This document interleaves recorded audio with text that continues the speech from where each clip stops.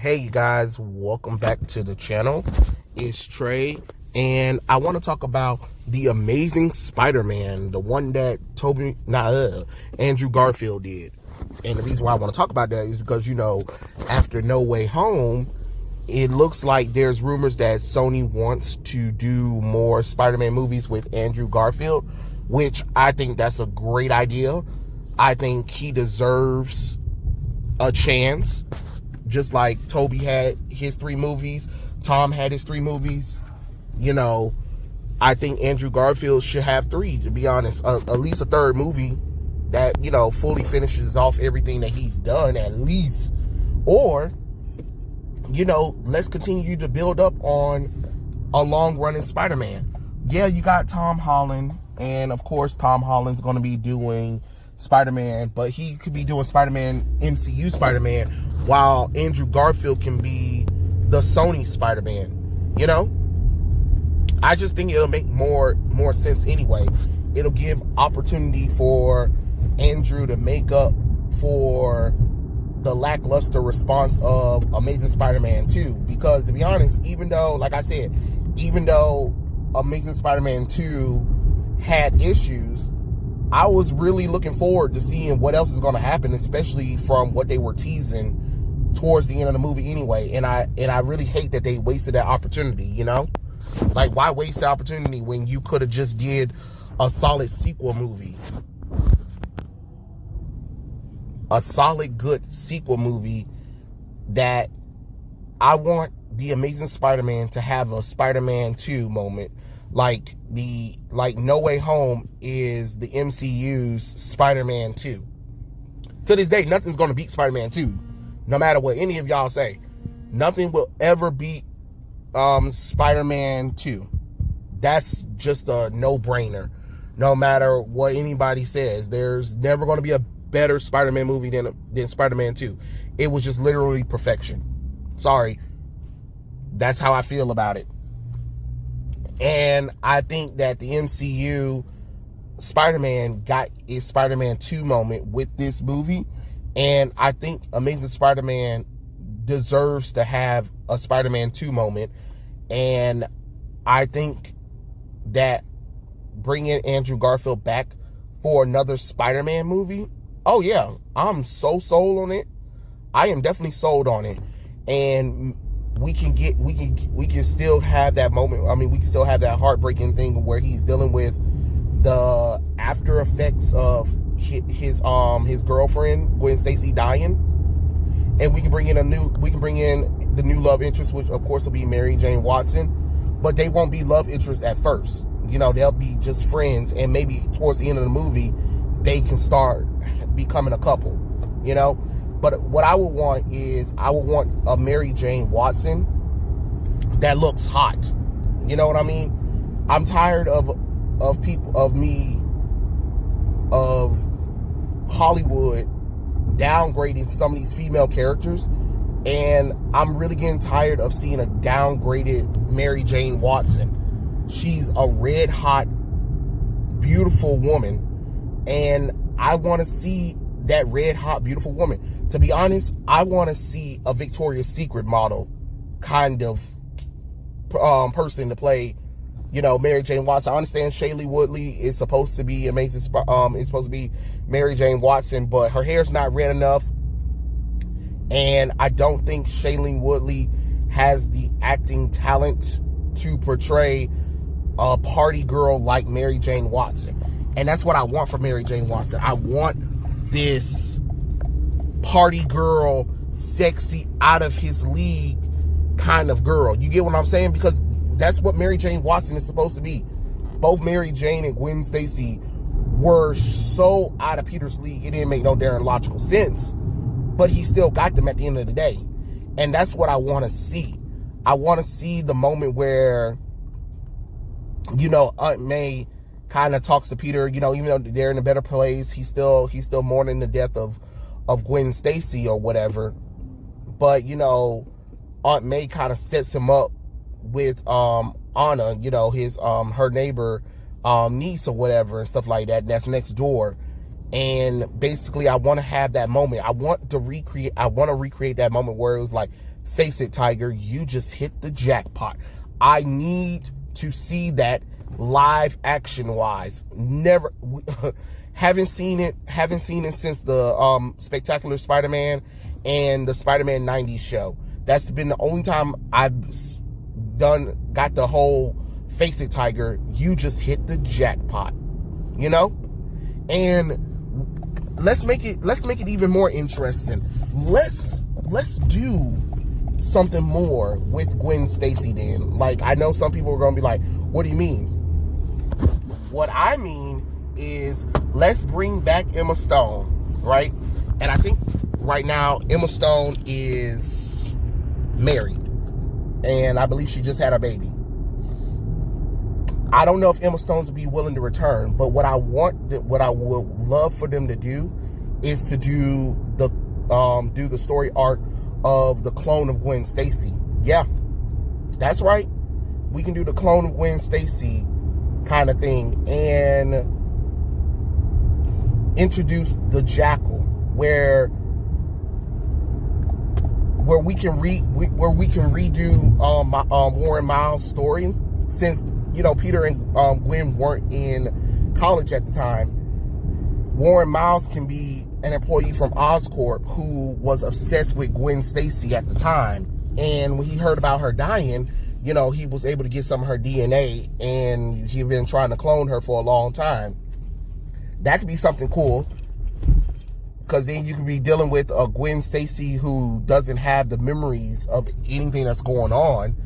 The last thing she knows is like she was with Peter Parker, but she doesn't know that he's Spider-Man or anything. That could be something really cool, while you have the Jackal hunting her down, and he sends like these clone whatevers after Peter Parker, which I guess you can also set up Kraven the Hunter if you want to.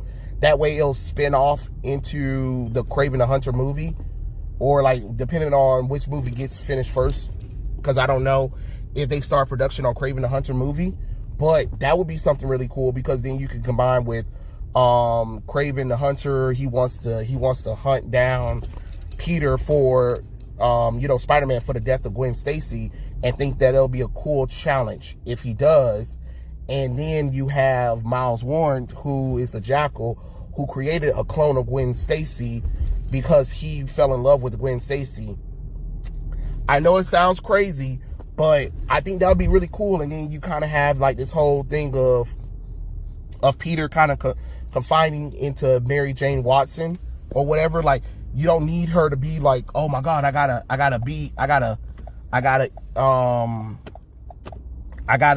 make sure I'm in everything or whatever, and I gotta make sure that I can stand on my own and help out Peter too. No, not really. You don't need to do all that. Just let her be the friend and the love interest. Let her have the emotional moments, like when Aunt May and her have it. What you doing? Like when Aunt May and Peter have emotional moments, let Mary Jane and Peter have those kind of moments too.